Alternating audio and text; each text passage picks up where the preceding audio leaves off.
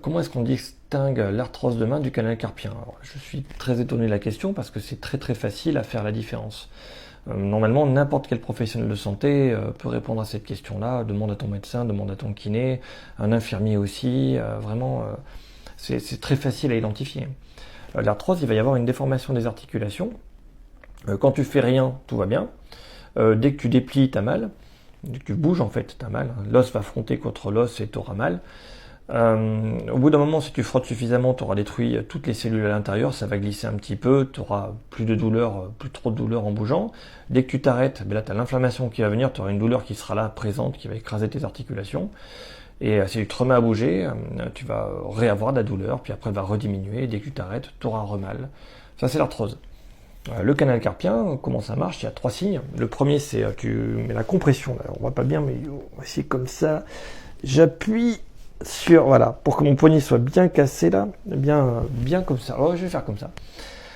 Tu fais ça, t'attends. Voilà. Et t'attends 45 secondes et sur le coup, tu vas avoir après des fourmis dans la main. C'est le début du canal carpien. Après, tu le comprimes comme ça pendant très longtemps. T'attends 45 secondes et pareil, tu peux aussi avoir des fourmis dans la main. L'autre truc, là, je peux pas parce que j'arrive pas à tenir, mais une fois appuyé ici, là, très très fort, là, tu serres, là, comme tac, tu demandes à quelqu'un de te le faire, et t'attends 45 secondes, tu auras des fourmis dans la main. Et le dernier, c'est le signe de Tinel, là, faut taper comme ça, là, touc touc touc, mais au creux du poignet. C'est pas facile à une main. Vraiment, là où il y a tu vois les petites rides, là, eh ben, c'est là.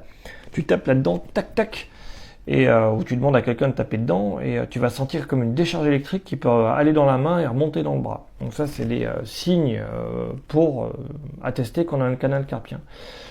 Entre celui-là en compression, celui où on écrase les rides là, qu'il y a sur le poignet et celui où on tape dedans, ça c'est 3 signes majeurs, 3 signes dominants.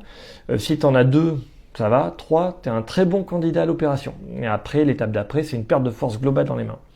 Tu n'auras pas mal dans les articulations. Tu auras une perte de force dans les mains, des fourmis, des douleurs dans toutes les mains. Pour donner une astuce pour le canal carpien, en général, ce sont des gens qui dorment comme ça, tout le temps. Comme ça, ou comme ça trop longtemps. Ou qui tiennent des activités dans la vie de tous les jours avec le poignet trop comme ça ou trop comme ça. Il suffit qu'ils arrêtent et de suite ça va mieux.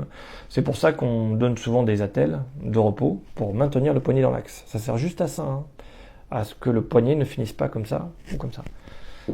Voilà. Demande à ton médecin. Normalement, c'est hyper facile à identifier.